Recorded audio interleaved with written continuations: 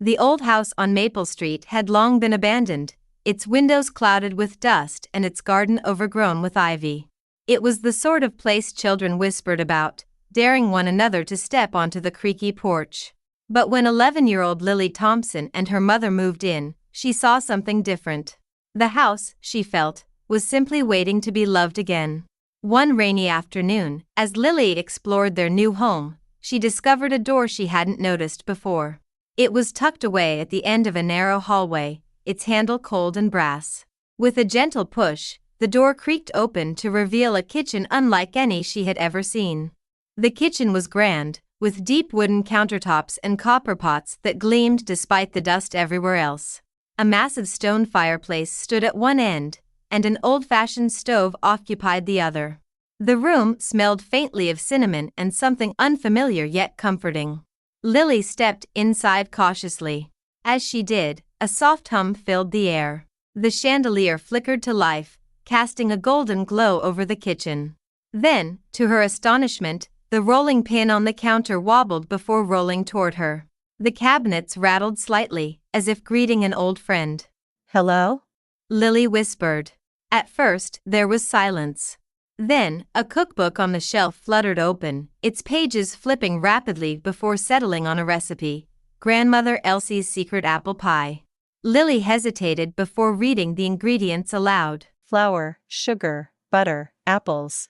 A drawer slid open, revealing a perfectly measured cup of sugar.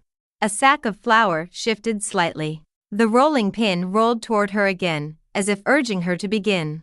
With a sense of excitement, Lily decided to follow the recipe. She placed a bowl on the countertop, and as soon as she reached for the flour, it lifted gently, pouring itself into the bowl. The sugar followed, and the butter melted itself in a small copper pan nearby. Lily gasped in delight. "Are you enchanted?" The kitchen seemed to hum in agreement. For the next hour, Lily worked alongside her magical kitchen. The knife sliced the apples into perfect pieces, and the dough rolled itself into a smooth, golden sheet. The oven door swung open expectantly as she placed the pie inside. A warm, cinnamon-scented breeze filled the air, wrapping around Lily like a hug. As the pie baked, she glanced around the kitchen, realizing that it felt alive, not in a frightening way, but as though it had been waiting for someone like her. "Who used to live here?" she asked aloud. A cookbook fluttered open again, this time to a faded page with a name written in elegant script: Grandmother Elsie.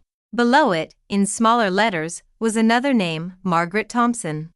The door creaked as her mother entered, drawn by the delicious scent. "What's all this?" she asked, eyes widening at the perfectly baked pie. Lily hesitated. Would her mother believe her? "I think this was Grandma Elsie's kitchen, and I think it still remembers her." Her mother's eyes softened as she took in the warm glow of the room. "My grandmother used to tell me stories about a magical kitchen. I thought they were just tales." Lily handed her a slice of pie. As soon as her mother took a bite, she smiled. "This tastes just like hers." She looked around the kitchen, then at Lily. "Maybe it was waiting for us."